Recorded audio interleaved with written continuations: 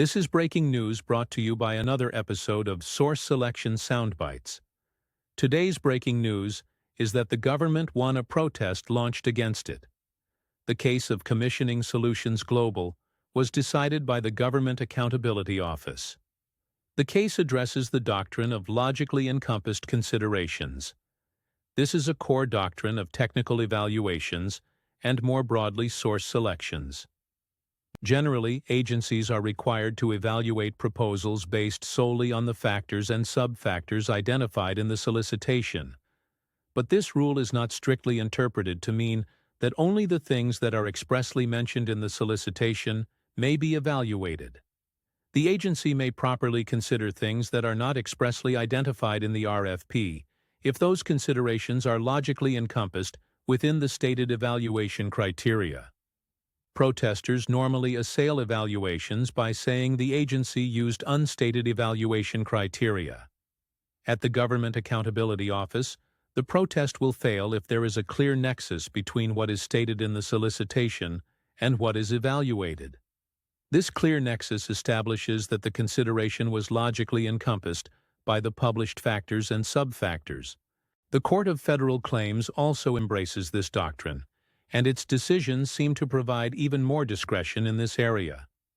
In Greystone Consulting Group versus the United States, the court stated, "To succeed on a claim for unstated criteria, the vendor must show that 1. The procuring agency used a significantly different basis in evaluating proposals than was disclosed, and 2. The protester was injured as a result." Injury means the protester had a significant chance to receive the contract, but for the agency's error. This court also says, the agency need not identify evaluation elements intrinsic to the stated evaluation criteria, and the agency retains great discretion in determining the scope of an evaluation factor. Long story short, if there is any question about a consideration identified by the technical evaluation team, the contracting officer should examine the solicitation and make a determination of whether there is a clear nexus between the consideration and the published evaluation factors. If the consideration is logically encompassed, it's fair game. If it is not logically encompassed, the agency must either amend the solicitation so it can consider the issue, or it must not evaluate the issue. The logically encompassed doctrine also means that the agency can reasonably establish undisclosed thresholds in factors such as past performance to facilitate evaluations. The thresholds that set a bar for relevance can be set within the evaluation, even if this information was not published. If the competed requirement is $11 million, it is reasonable to set the relevance threshold at $5 million. The Government Accountability Office has no problem with this approach to evaluation. However, there is a limit to how the agency may use this flexibility. The agency cannot conduct an evaluation based on an undisclosed minimum requirement.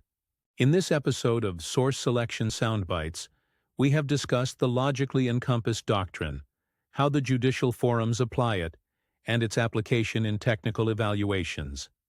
If this video was helpful, hit the like and subscribe button to ensure you don't miss any new material. If you want more details on the subject, they are available on the Source Selection Answer app. It contains lectures, quizzes, court cases, sample documents, and more material that allow practitioners to quickly obtain actionable knowledge.